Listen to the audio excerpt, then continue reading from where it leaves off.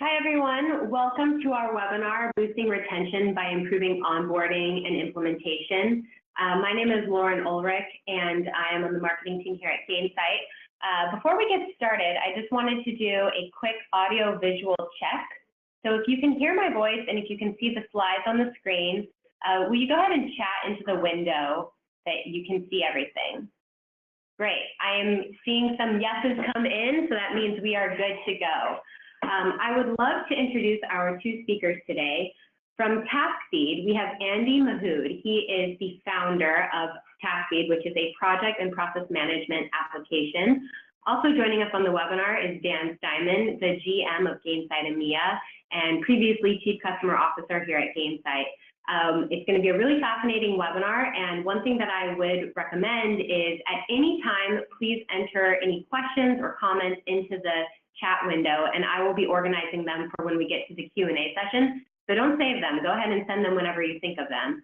And also, we're going to be sending out the recording and the slides to everybody within 24 hours after this webinar concludes. So if you don't happen to see them in your inbox, then go ahead and ping webinar@gainsight.com and we'll send you the link directly. All right, so with that, I would like to hand it over to Andy, and we'll get things started. All right, thanks a lot, Lauren. So today we're going to be discussing how companies operate their onboarding and implementation in ways that boost retention. The discussion is going to be focused around the findings from Taskfeed's Customer Onboarding Benchmark Report. The report was created by Taskfeed following the most comprehensive market research on customer onboarding that we know of. The objective of this was to better understand and appreciate some of the challenges and trends around customer onboarding within early stage SMB and enterprise businesses. And we wanted to focus on areas such as the process, the organizational structure, and technology being used.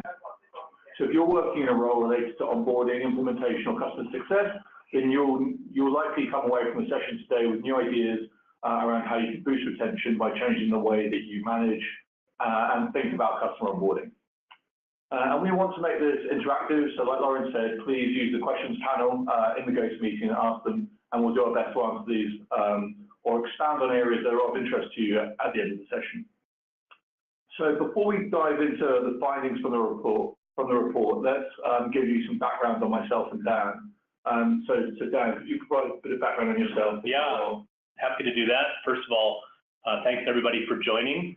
I encourage you to download and read this report. It's really a good piece of work. I think there's a lot of good information in there. We'll go over some of it, but it'll be worthwhile for everyone out there to take a look at it.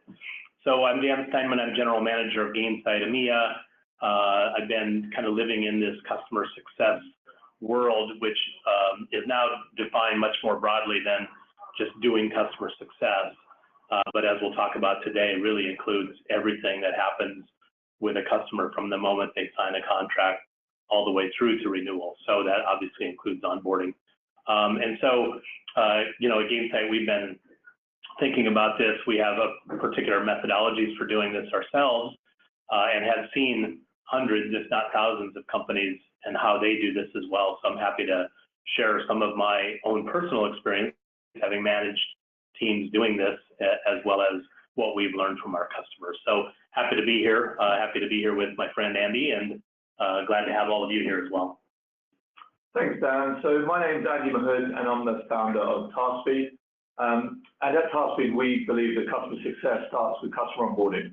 And with that, Taskfeed helps you deliver a great first impression to your customer by improving how you plan, manage, collaborate, and measure your high-touch customer onboarding and implementation projects. We run on Salesforce and integrate really closely with Gainsight. So, you know who we are. Let's take a look at the report. We're going to use the three core themes of the report to structure today's webinar. So the first is customer onboarding as part of the customer success model. In here, we're going to look at how onboarding and implementation work within or alongside customer success, including how these teams are structured. We're then going to take a look at onboarding playbooks to drive best practices at scale, which is really focused around the process, methodology, and technology for high-grade companies. And then finishing with the impact of customer onboarding upon churn. So churn was one of the top challenges for almost all of the respondents, and we'll share some of our thoughts into how to most effectively battle churn through customer onboarding. So starting with customer onboarding as part of the customer success model. Now, I said this earlier that we believe that customer success starts with customer onboarding. And what I mean by this is that customer onboarding is really where the rubber hits the road in terms of delivering value to the customer. So from the report, we want to understand how other companies structured their onboarding and implementation operations, including how their organization was structured. And what we found was that over 75% of the respondents, this was customer success or a specialist customer onboarding department, which typically rolled into customer success. On top of that, 88% of companies already had a customer success function in place. And most notably, all of the companies formed in the last 5 years already had a CS function. So Dan, are you seeing customer success becoming more mainstream within tech businesses, and what about kind of those adjacent industries? Yeah, I mean, it definitely is. Certainly, one of the things that you find is that those companies that have come about in the last few years all have a customer success team, because I think the world understands, especially the world that we would call the recurring revenue business world, really understands that you cannot, no matter how great you think your software is, you cannot just ship passwords and logins to customers and expect them to use and get value out of your products. It has to, there has to be an organization that whose intention is to drive value through your products. And so customer success definitely becoming much more mainstream in newer businesses, and also retroactively to the more traditional businesses. They're realizing that it's really critical to them as well, because in many cases, they're either needing to protect a really valuable install base, and at the same time, they're often getting disrupted. Both of those things basically say, let's build some walls around our install base and make sure we hold on to as many of those customers as possible, because those traditional companies are often also in a situation where their growth rate isn't what it used to be. So they can't afford to have the bucket leaking when they're not able to put as many new customers into the top of the bucket as they used to. So I think for all those reasons and many, many others documented over the last few years, customer success, as I like to say, has become an imperative. It's no longer nice to have. We don't do it because it makes us feel good. We do it because it literally changes the bottom line of our business. And from your experience, is this typically just cloud businesses or recurring revenue businesses, or are you seeing other examples of customer success and with other business models?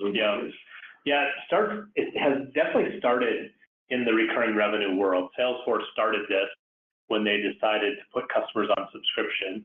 That was really the driving factor for early SaaS companies to realize they needed customer success. Now, what we found out is that customer success is not just about reducing churn.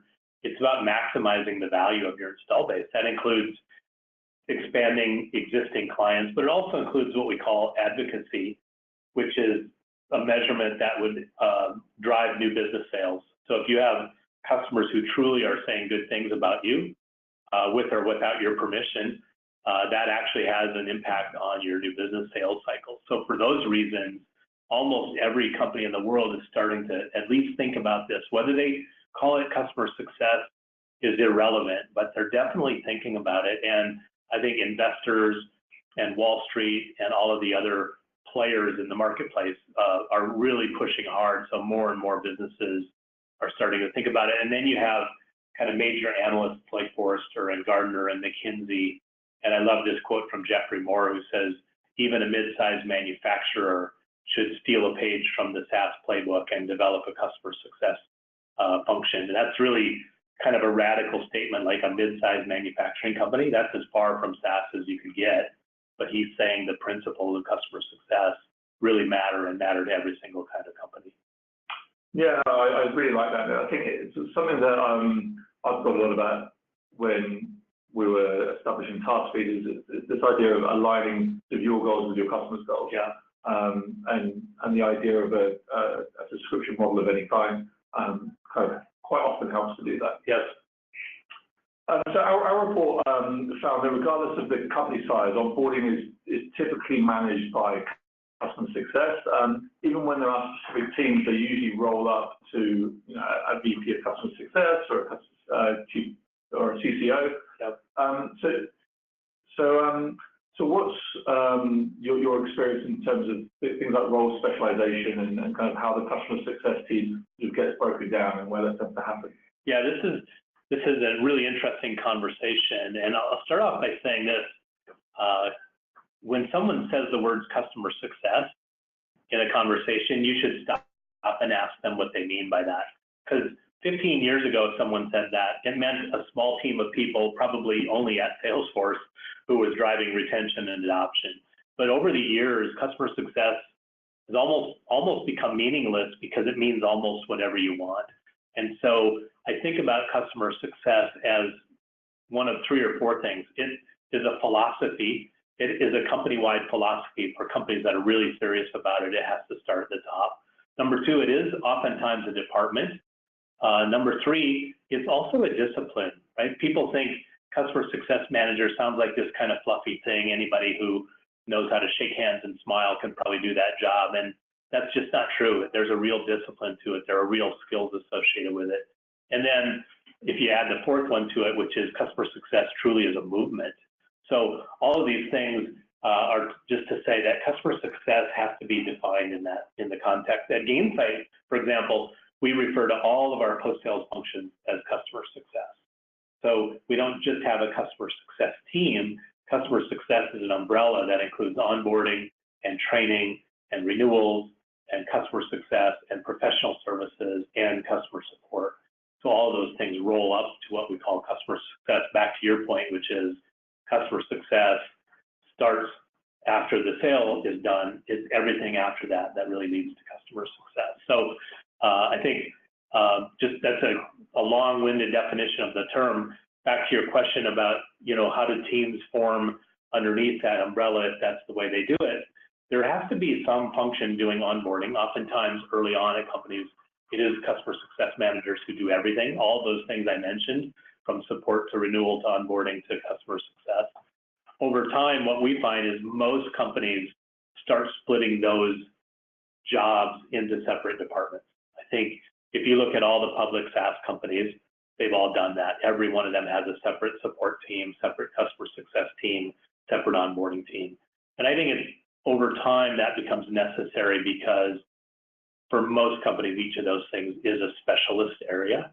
And so if you want someone to do something really well, you can't ask them to do 9 different jobs. You have to say, this is your job.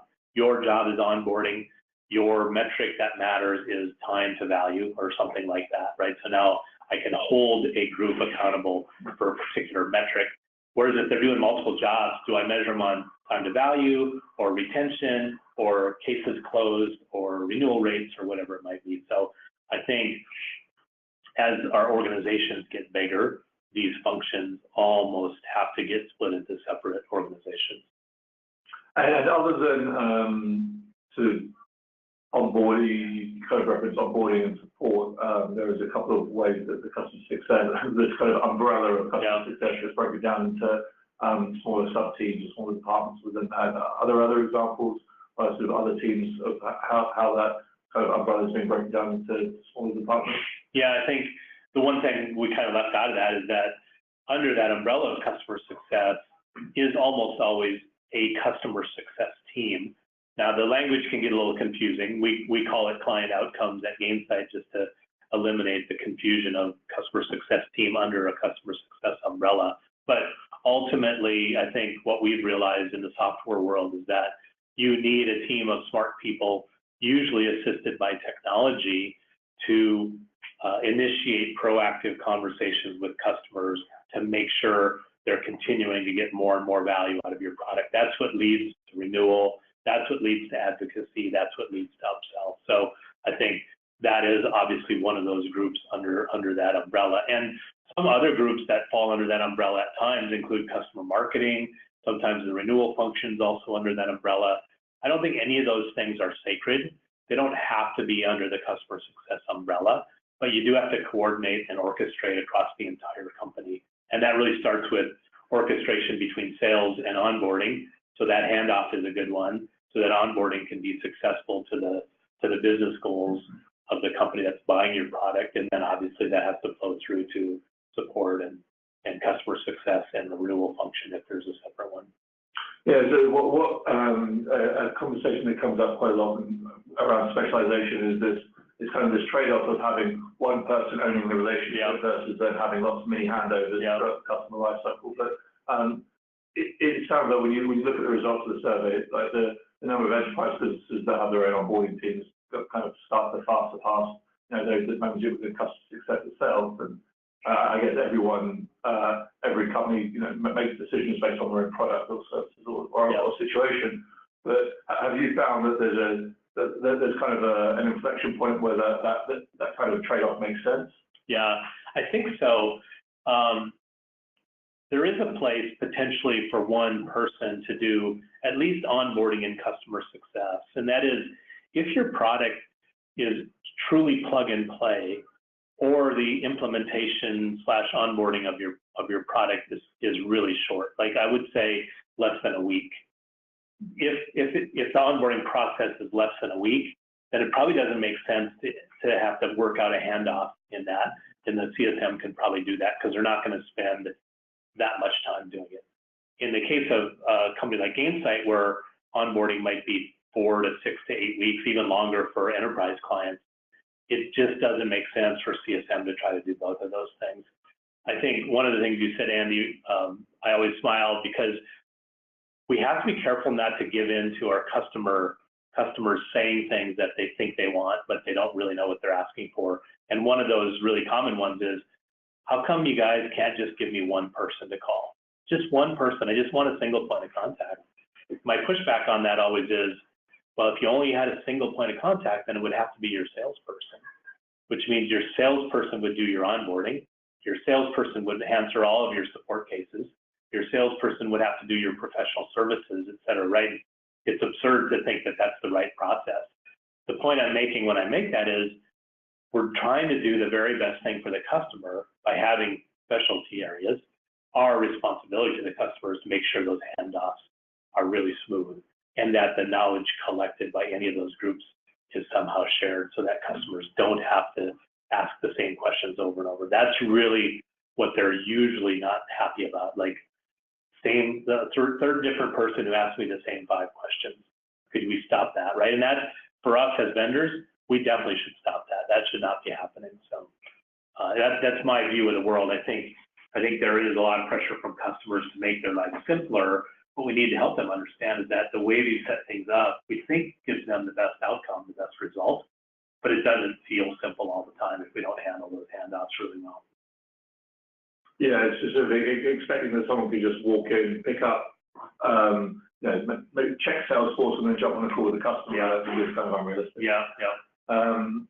So moving on in terms of the report, one of the things that we were quite aware of is that companies were using different terminology around this kind of this implementation, onboarding, this project, this process, whatever we want to call it, whether it's professional services. And we wanted to know how companies what they were calling this process, and the language that was being used, and overwhelmingly customers using the phrase customer onboarding. But behind that, there was this phrase, sort of implementation, and I've always believed that the difference isn't just semantic. It's not just a different word for the same thing, but it's actually sort of an underlying motivation for the service that's being delivered, which has an impact on how you deliver it, the methodology, how you measure it. Sort of what we found is that an implementation is a lot more of a sort of a functional, technology-driven project, or a configuration of the solution, whereas customer onboarding more of an outcome focus. Have you found this within companies of sort of different stages of a customer success adoption curve, or with a different background or some kind of legacy process? Yeah, I think the terminology varies, but the goal is kind of the same. And what I mean by that is, I think more often than not, when somebody says onboarding or implementation, or when I was at Marketo, we called it enablement, they think about those things as synonymous, which in many cases they are, because you define them however you want to. But I think you raised a really good point in the report as well, Andy, and that is, does onboarding actually mean something different than implementation? Or or could we parse it in such a way? The answer, I think, is absolutely yes, because I think if you say implementation, you really think about it, does that just mean technically getting something up and running and configuring it, and that's the end of it? And that might be because, you know, we have to do our services as efficiently as possible. You want the right person doing the right thing. So maybe that is the end of the implementation process or project, but it's really not the end of onboarding for sure, right? Because onboarding, if you just broaden that phrase a little bit, it means getting actual users to use the product and get to some outcome or some value proxy, right? We might call it health score. We might call it adoption of some kind. It might be daily active users. There's a number of ways you could measure that, but implementation, if it stops at the product actually working, is not onboarding. Onboarding has to take that customer through to some measurement of value, because otherwise you could have a perfectly working system. If no one ever uses it, that renewal is highly unlikely to happen. Whereas you could have a lesser working system, but with lots of people onboarded and using it, and you actually potentially have a really good, happy advocate as a customer. Yeah, so what we've typically seen is that when we speak to customers who are using this phrase, who are calling it an implementation, it tends to be where there's a more it more typically refers to some of the nuts and bolts of the implementation, actually getting the customer set up, so configuring the system, maybe some custom development or professional services even, and it kind of comes from what I see, it kind of comes from naming the process over where most of the effort lies, rather than well, what's the outcome we want to get from this? Like the implementation is kind of table stakes. They're going to be implemented, great. We hope they are, but we want to make sure that we're kind of driving them towards that value point. Like you said, the Gainsight implementation, you mentioned like 4 or 8 weeks or whatever, depending on the scale of the company. Some customers might be, some different products or services might have a larger implementation time than that. So if you've got an implementation time that's maybe 3 months, and then you've got 3 months challenge of adoption, you're starting to edge really quite close to that.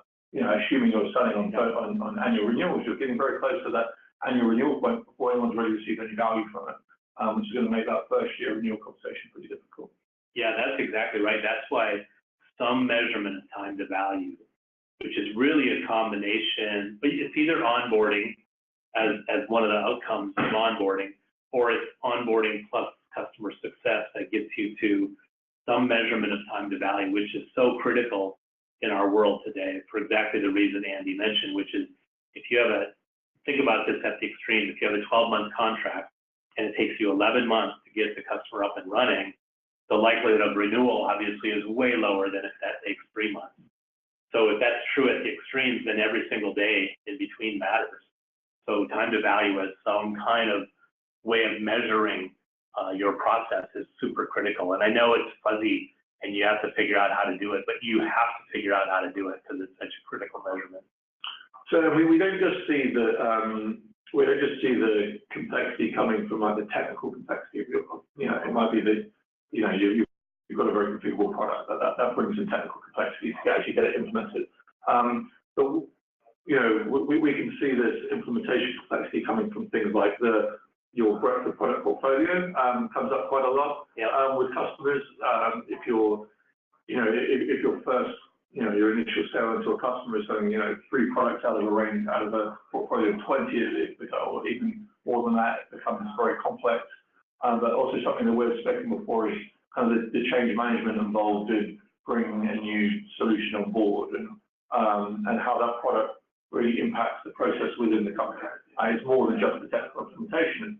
It's making sure that that company is going to be using that solution in a mindset that really makes it valuable to the customer. Yeah, and I think change management is so key to this. You could argue that everything that a CSM does is change management. That really is the definition of their job in many ways. I know, if someone's buying Gainsight, they're replacing other ways of accomplishing that same thing or attempting to accomplish that same thing. That's change management. You used to do this in Excel. You used to do this in your CRM system. You used to do this in Google Docs. Now you need to do it in Gainsight. Same thing for Taskfeed.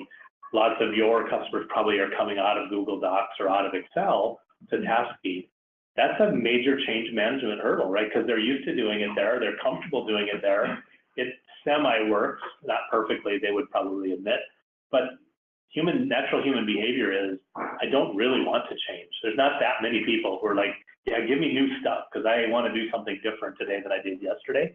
People will say that, but most of them don't really live that way. So change management is super, super critical. And I think it's an important term to be thinking about for everybody out there as you're selling your product. Are you setting the customer up for success by talking to them about the change management that's going to happen in order to deploy and use your product effectively? And if we don't talk about it, then nobody takes ownership of it. And then our CSMs are pushing rocks uphill all day long, trying to get one user at a time to stop using Excel and start using our product. It's just really hard. So I think that's why you could argue, although I agree with you, Andy, that customer success starts with onboarding. You could argue it really starts before that, starts in the sales process. Selling to the right customer, first of all, but also setting the right expectations, being honest with the customer about what our product will do and won't do, but also being honest about what effort is it going to take for you to really adopt and get value out of our product. Yeah, I like that. And I was thinking about what you're saying there about the change management piece. And I think it's more about what the product will and won't do, but also your opinion on the way that your product solves the problem. Yeah. And I think this is kind of fundamentally important. Like you're not a commodity.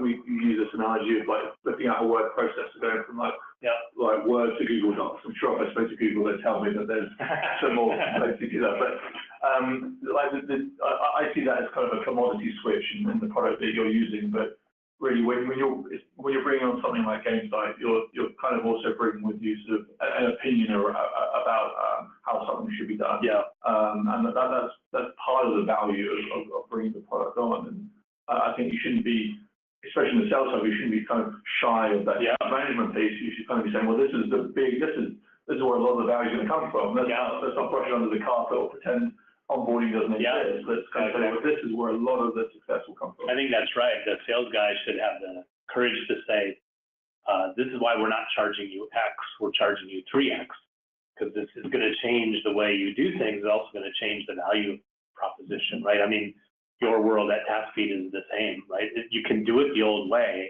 but you're going to improve the value for yourselves and your customers if you do it this way. That's the promise of every product ever created, certainly every software product ever created.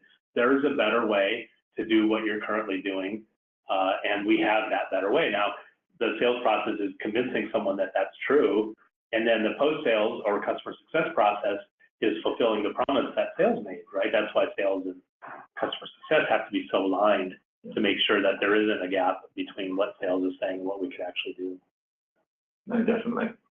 No, I like that. So let's move on to the second theme of the report, which is all around kind of the process and technology around customer onboarding. So we found that the majority of companies did have some kind of, they kind of said that they had a defined process in some way, a defined repeatable process. However, quite often there wasn't really a solution being used to manage this, like things like Google Docs, Excel, or whatever, Google Sheets, all of these, or even sort of some disconnected sort of project management app being used to just try and track this process in some way that you can. So at Taskfeed, we see this all the time. The most common platforms were, especially for customer success management, were Salesforce and Gainsight. Salesforce was by far the most popular CRM. In terms of customer success platform, it was really between Salesforce and Gainsight. And we found the most successful companies were using a tool set or a technology or a solution specific to the domain. So on the slide, you can see at the bottom chart that high growth, or it's labeled as growth, but that high growth cohort of customer in the report, there's a big chunk of them there sort of a smaller amount using Salesforce and a higher amount using Gainsight. So we found these really successful companies and enterprise businesses were using the right tool for the job. So specific to onboarding, companies are using disconnected solutions from task and project management apps like Trello, Asana, or Smartsheet and Jira. But again, many are just making do with CRM. It's like, I guess it's, the old analogy that, a spreadsheet is every software company's competitor. Yeah. It's kind of like Salesforce is almost every That's true. Absolutely true. Software company's competitor. But is this something that you'll see? I assume it is. You mentioned it before. So, a customization of the CRM sort of being kind of a first leap into solving the problem. Yeah, I think because the CRM has become the central hub system, we used to think about our ERP systems as kind of the hub, but that's just not true anymore. CRM system is the hub of the company in many ways. It becomes the collection point for lots and lots of data, because that's where people are going to find it. And therefore, almost by default, it becomes the solution to every problem. It's like the old saying, to a man whose only tool is a hammer, every problem looks like a nail. Well, if you're a voracious user and love Salesforce or whatever CRM Dynamics or CRM Fusion, any of those can be made to look like the solution to almost every problem, because they're such powerful platforms and so much flexibility. You can make them do a lot of things that they kind of weren't really designed to do, right? At its core, Salesforce was designed to help manage the process of taking a prospect through a set of stages, pipeline stages to a customer. Now, CRM has become way more than that, but it hasn't become an invoicing system. It hasn't become an inventory management system. And I would argue it hasn't become a project management tool, and it hasn't become a customer success solution. That doesn't mean lots of people aren't using it for that, just like lots of people are using Excel for those reasons. But at some point, if the organization is big enough and important enough to your company, you have to look at it and say, they should have a system specifically designed, purpose-built for their challenges. And I think that's a migration that we have to believe is going to happen over time, because it has before, right? It used to be lots of people built their own invoicing systems and even their own CRM systems. That doesn't happen anymore, because at some point, a system that's kept up to date with industry standards and thought leadership and all that you can buy off the shelf and not have to build expertise around other than administering it, is just way better than building something and trying to maintain it yourself. So I think in some ways, Taskfeed and Gainsight are in the same boat, which is we're swimming upstream a little bit, because people have found moderate success with their CRM systems or some combination of Excel and CRM. But in the long run, most of them would admit that's probably not going to work, and they're going to have to buy a purpose-built system.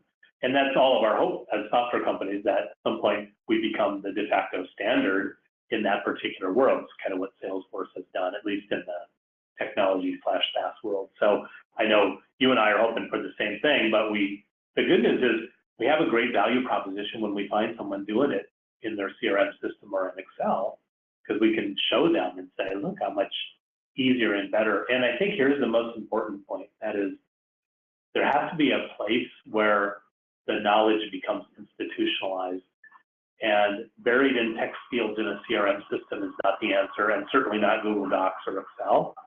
You want some system built that summarizes and dashboards all of that information, so there is one place we can go and say, what does our onboarding time look like quarter by quarter for the last 6 quarters, right? You can't easily do that if your stuff is in Excel or Google Docs, right? So you need to institutionalize this knowledge so that everyone in the company can truly be on the same page when it comes to understanding how the customers are doing. Yeah, so one of the things that, you mentioned that when we see or we speak to a company that's kind of managing this process within the CRM or within Salesforce, I guess where it's a really good sign is that they've made the right decision. Right. This process needs to be within the CRM in some regard. It's like whether it should be done within, like, using the Salesforce tools or not, or you're using an application that you can expand or extend into Salesforce, and that's a different question. But they've kind of already recognized that they don't want to create another silo by sort of putting it in a disconnected system, or having to sort of integrate with a third party solution, and kind of realize that we need to have a view of our customer that everyone can kind of collaborate with. Customer success is a great example. Like how we, as a CSM, you're basically speaking to every single department within your business. Yeah, that's right. So the idea of having a customer success management platform that's kind of outside of where your customer record is, it doesn't really make sense. Or creating a duplicate of that doesn't really make sense. And the same with onboarding. It sits directly between the sales team and the customer success team. If you're suddenly going and putting this into another application, you're just creating a silo and kind of closing yourself off from these other departments. You make a really good point, and I'm just going to expand on it a little bit, because I bet every single person listening has this situation where you're talking to a prospect and they have already, quote unquote, solved this problem. And what I found over the last few years is that the further down that path that a prospect has gone, the better customer they are for us and the better prospect they are for us. Because first of all, as you said, they've recognized that there is a problem. They've recognized that they need to solve it, and they're willing to spend time, energy, and money in solving it.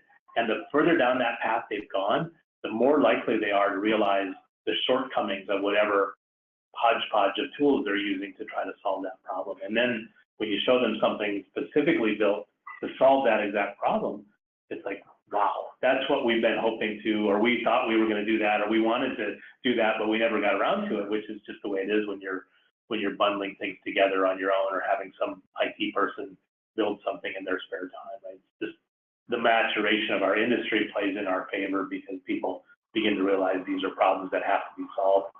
And if they can buy something to solve, it's way better than trying to build it.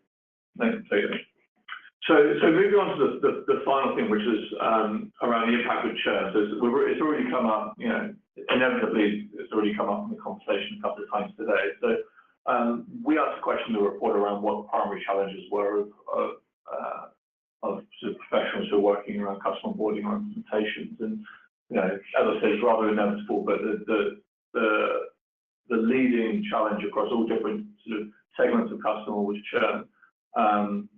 And this is kind of, churn is essentially where customer success started. Yeah. We're still kind of there. Hopefully things have matured a little bit. How do you talk about sort of the challenge of churn at Gainsight? Yeah, I mean, certainly a word that's used quite frequently at Gainsight, because it is the core of customer success. The reason, I'll say 10, 12 years ago, that almost every customer success team started was because the company had a churn rate that was too high. It's why I was the first VP of customer success at Marketo now 8 years ago, because the churn rate was too high. It's why they started the team at Salesforce. I'm sure why they started customer success at NetSuite and at Workday and all of those early SaaS companies.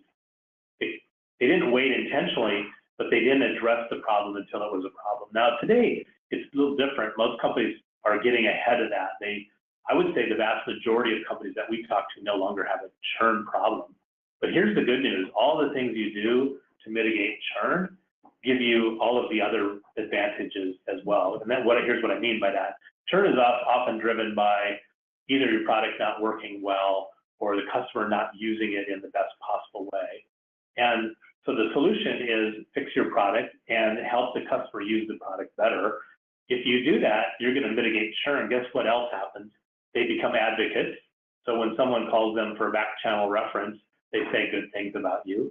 And they also, because they're getting value and satisfaction out of using your product, when you come along with product number 2 or number 3 and you're looking for who to sell it to, you go to those customers who are using your current product the best, and they're more likely to buy. So I think all sorts of good things happen, and the motions are very, very similar. We talk about them as different things, but the motions of mitigating churn, driving expansion, and improving advocacy are pretty much the same motion as if you were only trying to address the churn problem. But it's where everything starts, and I think that onboarding is directly correlated, at least in the first renewal, to churn. I mean, if you could clearly and cleanly measure the quality of the onboarding process, it would have almost a direct correlation to the renewal rate of the very first renewal for a customer. It's hard to overestimate how important that first 90-day process is for any new customer. Yeah, so it's a conversation that we have quite a lot about. I'm not a big fan of the word churn, because it kind of sounds like you know things are just slipping through the cracks all over the place. Especially if you're in sort of enterprise sales, like I don't think really a six-figure customer should ever churn. They may cancel, but you know, in all likelihood. But what we see is that you know you don't tackle churn in the last sort of 90 days. You tackle it in the first 90 days almost. We talk about this quite a lot in the report and different ways of doing it, but the real reason for that is the point where the customer's kind of open to change. Let's go back to change management. Like if you get sort of, you know, if you're in the last third of the first year, and you know the customer still isn't finding the success that you hope that they would, or that you know that whatever metric you're using has got a low health score, there's a risk that the client's at risk or they're red. At this point, going in and suggesting that they change how they're using the product, or they're changing their process, or whatever that might be, it's kind of a little bit too late. Yeah. You know, these things should have really been addressed at the front. Sometimes it can't be helped. The customer might change, you know, things happen. But if you're consistently sort of seeing the same sort of pattern play out, then it might be that that the investment isn't being made around onboarding, or the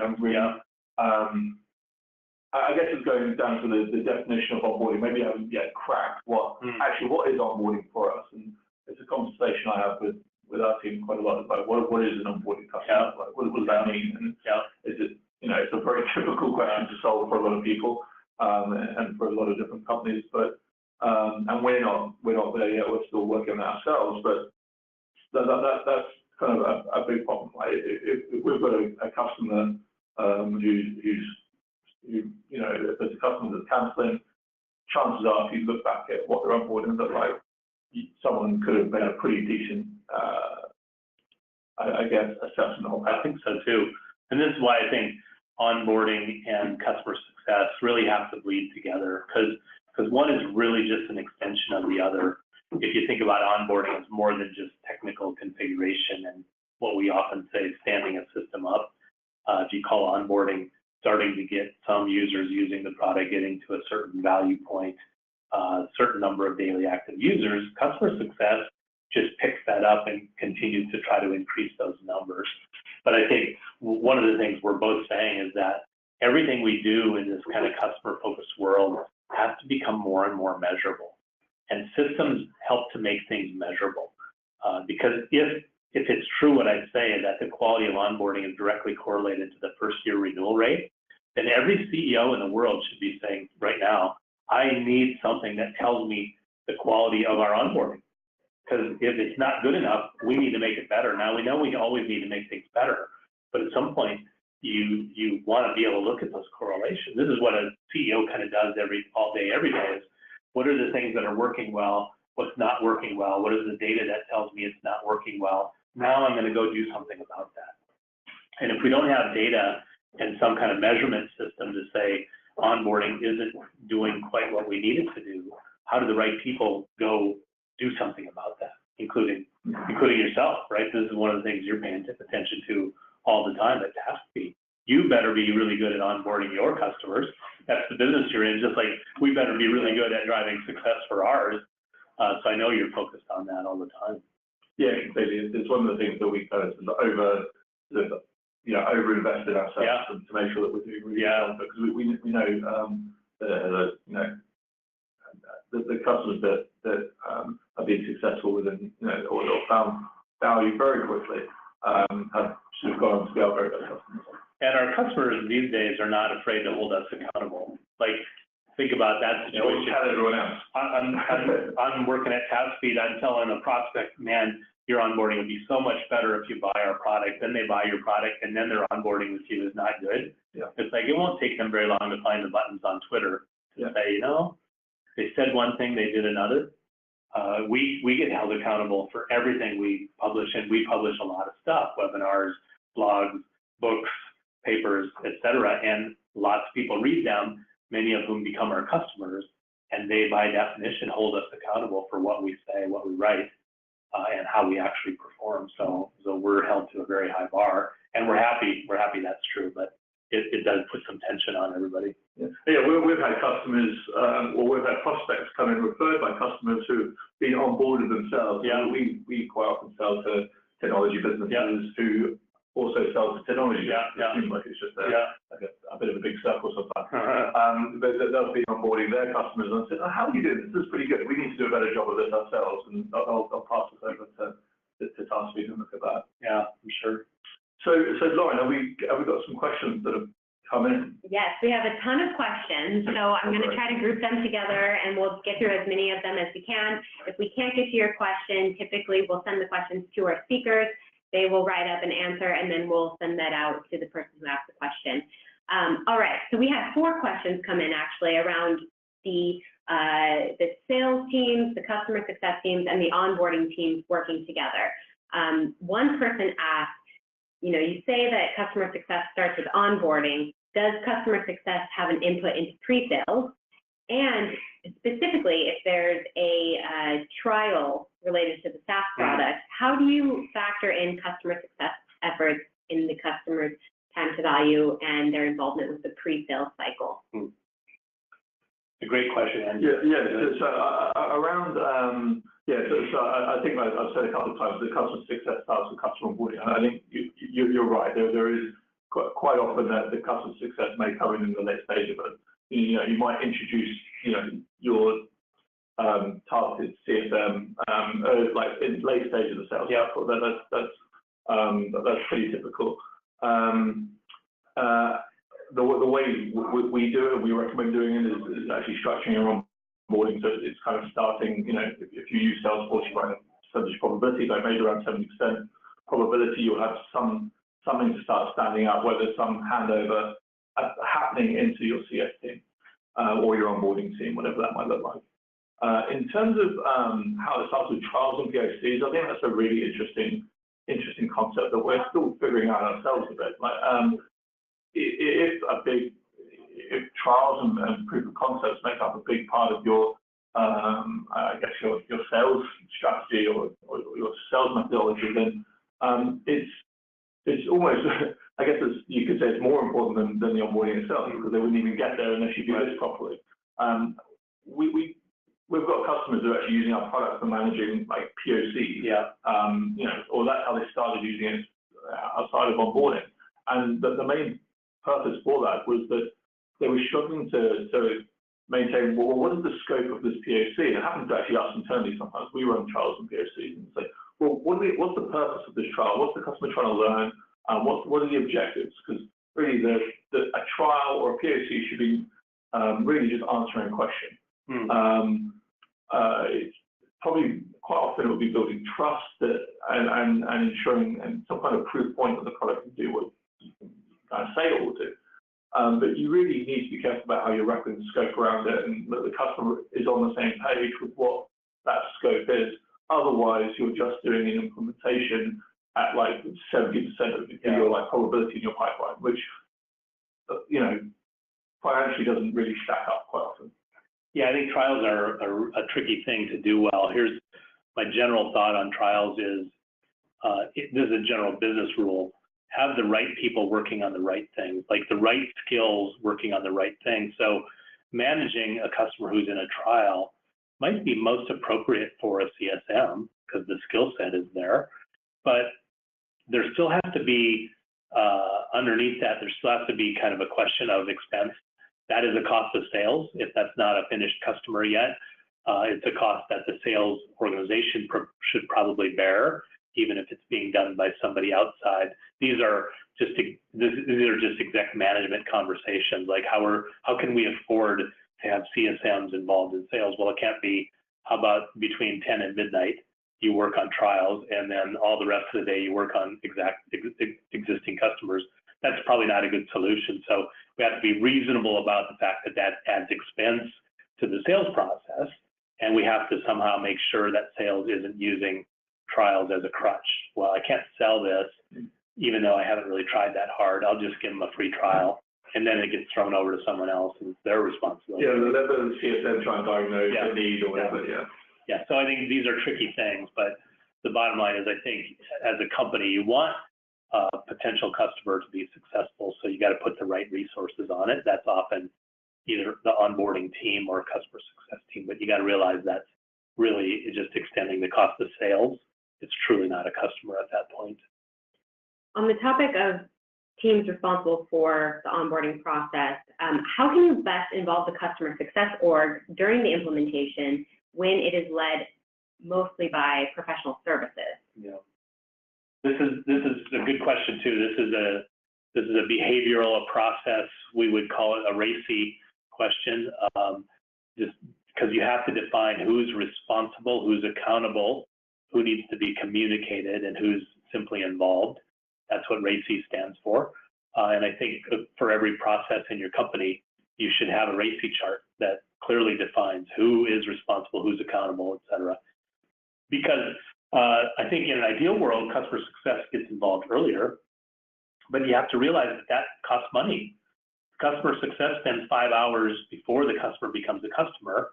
That's 5 hours of really valuable time. So it might be the right thing to do, but you have to do an honest analysis of it and say, do we want to add that expense to the sales cycle? Do we want to have to add 4 more people to our customer success team so that they can be involved in sales? If the result is 70% more conversion, then the answer is easily yes. If the result is no more conversion, then the answer ought to be no. It's always going to be somewhere in between. But again, many of these questions are really finance questions. What can we afford to do, reasonably afford to do, versus what would be ideal? And in most businesses, you can't ever do what's actually ideal. You have to sacrifice a little bit so that it's not so expensive to do it. Andy, any thoughts?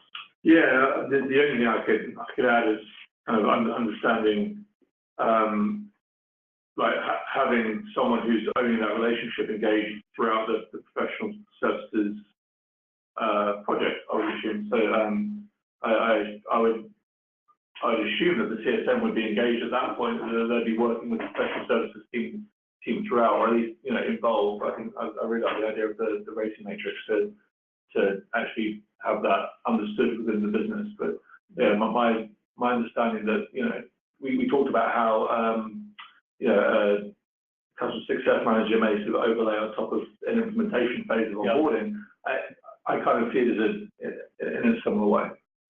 Yeah, we often have our CSMs, we try to get them involved during the last couple weeks of the onboarding process. So the handoff isn't quite so abrupt, so that they get to know the personalities, they see what that system looks like and what the use cases are. So that tends to make the process doesn't get ultra expensive if it's only a few hours for a couple weeks, but it does ease that transition quite a bit. So let's talk about team dynamics. So every client will have different needs and wants during onboarding, and they can vary in time and resources required. So do you guys have any advice on how to scale the onboarding team or the team responsible for the onboarding or implementation and ensure that you're measuring capacity right, so that way you don't have to scale your onboarding team in a linear fashion as your customers are scaling? Maybe you can support more. You deal with this one. Andy. Well, one thing that we talk to customers around here is just making sure that you've got this kind of process mapped out. And if you're building a plan, I'm talking about like a high touch onboarding here, so where it might be over a number of weeks or months with many engagements with that customer. That actually having that process mapped out for what needs to happen, who's going to be involved, and to what effort, and then that will really and if you're creating those onboarding plans sort of at the back end of the sales pipeline, you're effectively building yourself sort of an onboarding pipeline for like what's coming up in the next couple of quarters. So it kind of gives you that lens on what's our capacity going forward, like what are we going to need in the future, and that's kind of the best way that we've chosen to look at it. Like if something's at 70% or at quoted stage, in your pipeline, whatever you might want to call it, knowing that you have a likelihood of some need in the next quarter is incredibly important to know in terms of structuring a hiring plan, maybe even pre-assigning some people onto some of these projects. It's a really pertinent question, and by the way, it applies to every single organization in the company. How can we, basically the question is, how can you get more productive? Because if every person in the company has to scale with either the number of customers or number of employees, then you're never going to be as profitable as you need to be as a company. So my answer on the onboarding/customer success side is you need to put a lot of pressure on the product team to make your life easier. And I think at the end of the day, product is the only thing that scales.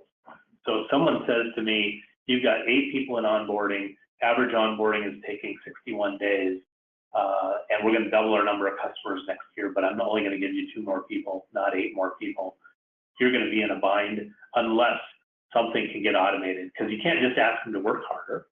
The answer has to be that there's some part of onboarding that can be automated, probably by the product team. And I think it's not a sexy part of what product teams do, but it's absolutely necessary. And here's a little secret that I found is if you get an engineer to watch what somebody in onboarding or customer success has to do to get something implemented or integrated or whatever, they'll go crazy. So they'll see 9 different ways that they can make that easier. And a good engineer, this just drives them crazy. Like, that just took you 2.5 hours. I could write a script in 20 minutes that would do all of that for you in no time, right? That's what you want. You want that realization, and you have to not be shy about putting pressure on the product team, because it's your only path to success is to make your product better. That's the only thing that's going to make everyone downstream of the product more efficient, more productive. That's a great practical tip. If there are any final practical tips for CSMs to do successful onboarding and potentially to improve the internal change management process, I'd love to hear them. We'll take this as our last question. Last word, Andy? Yeah, I'd say one of the things that we advocate is kind of sharing successes. So, we've got a really good sort of agenda for a workshop, or we've learned something through an engagement with a customer, having some mechanism to share that back with the rest of the team or the wider team, so you're continuously improving your process. So knowing that we've got our onboarding process nailed, it's like, oh, well, that's great, but chances are next quarter something's going to change, or in 2 quarters something's going to change. But on top of that, you can do it better every single time. Yeah. So you're going to be learning things, and the individuals will be learning things as they interact with the customer, and you'll say, well, actually, I think if we change this about, added this session and remove this session, combine these things together, brought up this topic earlier, that's something that that we try and do quite a lot. The other one is to really look at what your onboarding process looks like. Coming back to this point of time to value, and really start saying, well, are we doing like a full implementation of our whole product before the customer is even seeing any value? Is there any way that you can adjust what you're delivering or how you're onboarding that customer so they're seeing some value quicker? That's something we always try and recommend to customers. Yeah, my last word I think would be, I think you'll find that every person in the company really does want your customers to be successful. I mean, they probably wouldn't be doing their job if they didn't. And that even includes salespeople who we often badmouth and say, oh, they'll just sell whatever and throw it over the wall.